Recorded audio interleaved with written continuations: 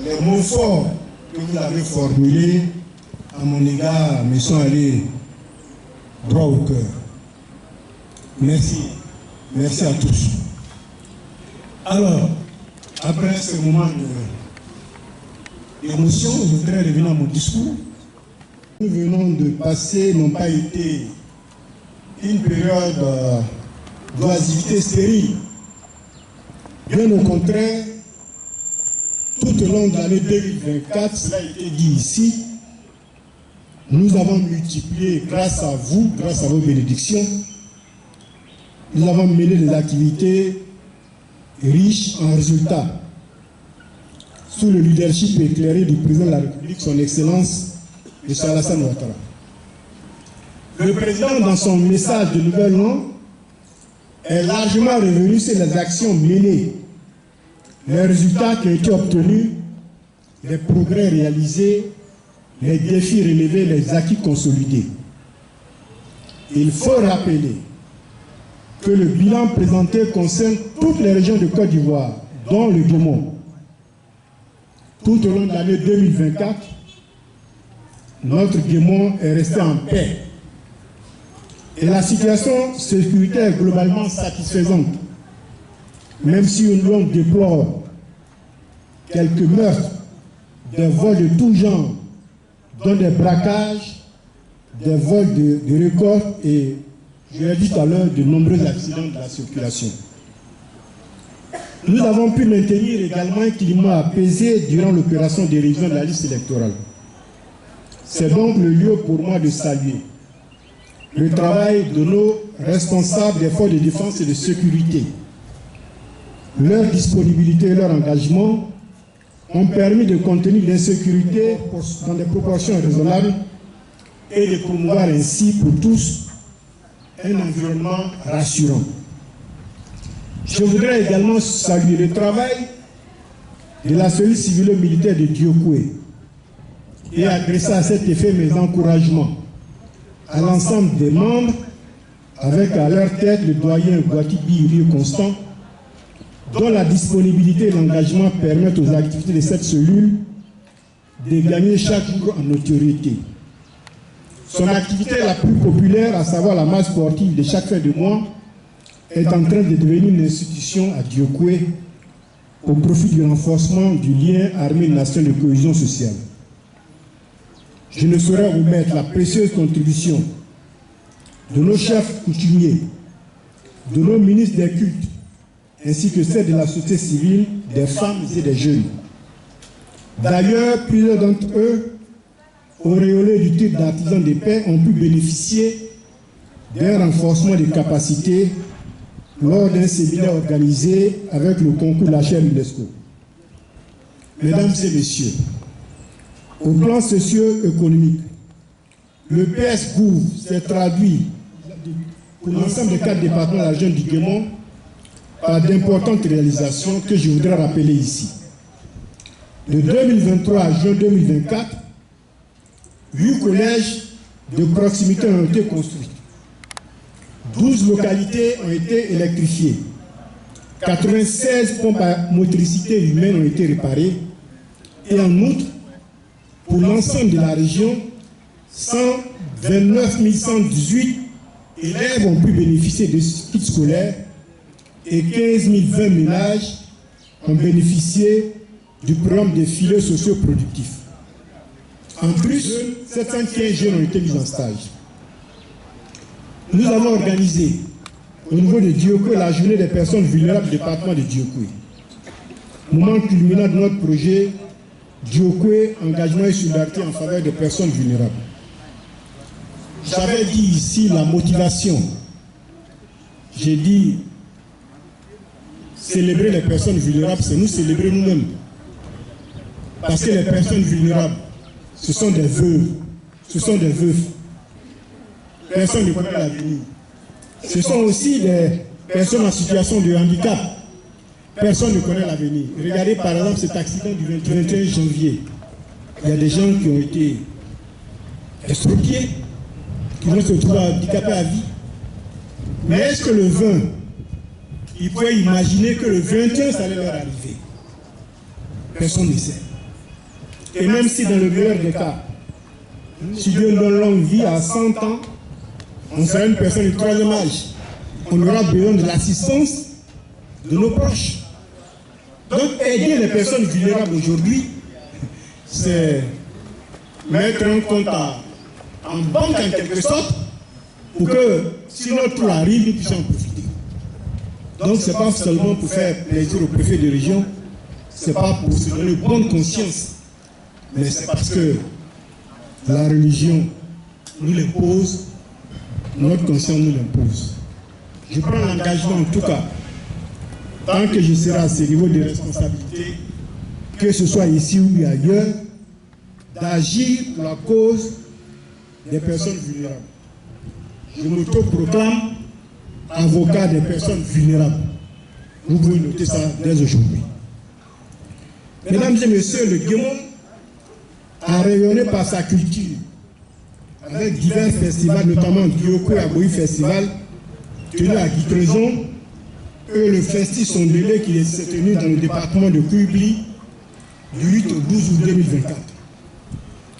Si 2024 a été une année bien remplie, vous l'avez tous relevé, plusieurs défis nous attendent dans cette année 2025, année électorale. Le système sécuritaire devra continuer de monter en puissance afin que les menaces persistantes soient mieux combattues et que nos braves populations du Guémon vivent dans une quiétude renforcée. En plus, en 2025, il nous faudra finir avec le conflit résiduel des chefferies dans nos localités. Dieu merci, à la date d'aujourd'hui, il reste à régler le problème de la chefferie à Guézon, il reste à régler le problème de la chefferie à Niambli, le problème de la chefferie à Guéébli, le chef-lieu. Sinon, pour l'essentiel, nous avons réglé, en tout cas pour l'ensemble du département, toutes les questions de chefferie. 3-0 a été réglé et nous attendons que les populations nous disent la date pour aller remettre leur arrêté de nomination. Et je voudrais remercier M. le sous-préfet Daouda Sanogo pour son engagement pour avoir mené à bien ce dossier. Baye Sebon a été réglé.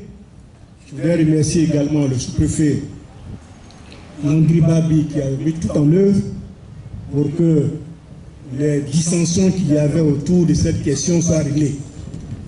Remercier le sous-préfet de Bago qui s'est engagé avec les populations pour mener à bien les questions de chefferie. L'année dernière, c'était Nidrou qui a été réglé. Ensuite, Sibabli, je crois. Et cette année, au mois de février, nous allons remettre l'arrêté de nomination du chef de Pounan Vaï. Je voudrais remercier les collaborateurs pour leur engagement et qui ont permis à ce que cette question de chefferie soit réglée. Les autres, que ce soit Niambli, que ce soit Guébi et Guézon, la balle est dans le camp des populations elles-mêmes. Je voudrais rappeler que ce n'est pas l'autorité préfectorale qui désigne, qui nomme le chef. Ça commence d'abord par les populations qui doivent choisir leur chef selon les us et coutumes. L'autorité préfectorale les fait entériner leur choix par un arrêté préfectoral lorsque toutes les conditions de forme et de fond ont été respectées. Donc je voudrais inviter les populations, les élus et les cadres à faire en sorte que Niambli, Guézon et Guéibli soient réglés cette année.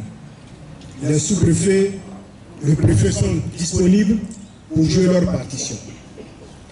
Mesdames et messieurs, le défi le plus important, cela a été dit, c'est l'organisation apaisée de la prochaine élection présidentielle.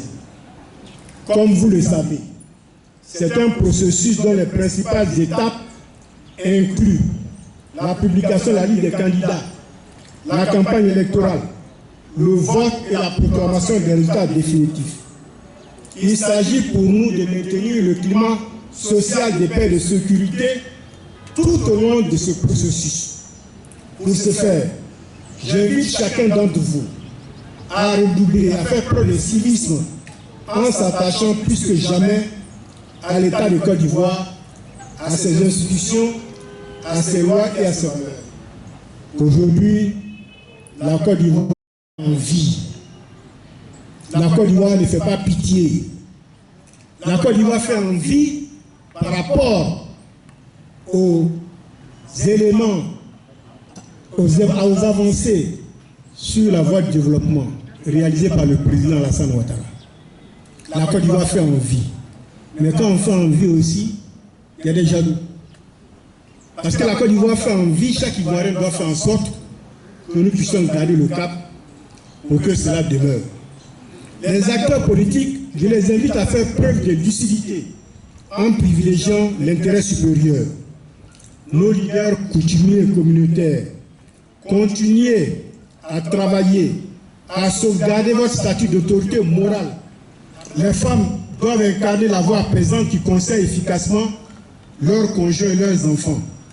Les jeunes doivent refuser à tout jamais toute instrumentalisation à des fins politiques et faire preuve de maturité. Les forces de défense et de sécurité devront rester vigilantes, faire preuve de retenue sans jamais manquer de fermeté. J'invite surtout d'appeler l'ensemble des artisans de paix qui ont vu leur capacité renforcée en novembre 2024 à déployer toutes leurs énergies pour que la paix soit semée partout où besoin sera.